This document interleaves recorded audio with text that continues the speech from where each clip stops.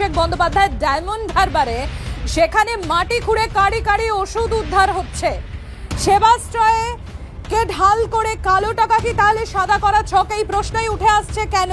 তার কারণ মাটি থেকে উদ্ধার হচ্ছে কোটি কোটি টাকার ওষুধ। পেলোডার দিয়ে মাটি খুঁড়ে রাশি রাশি ওষুধ উদ্ধার করেন বিজেপি কর্মীরা। দেখা গিয়েছে বেশিরভাগ ওষুধের এখনো পর্যন্ত মেয়াদি ফুরায়নি, এখনো পর্যন্ত ডেট এক্সপায়ারি হয়নি ওষুধগুলো।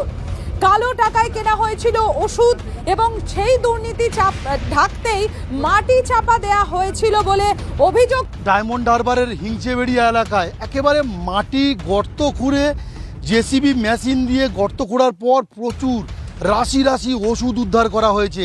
এই ওষুধ সেবাশ্রয়ে ব্যবহার করা হয়েছিল।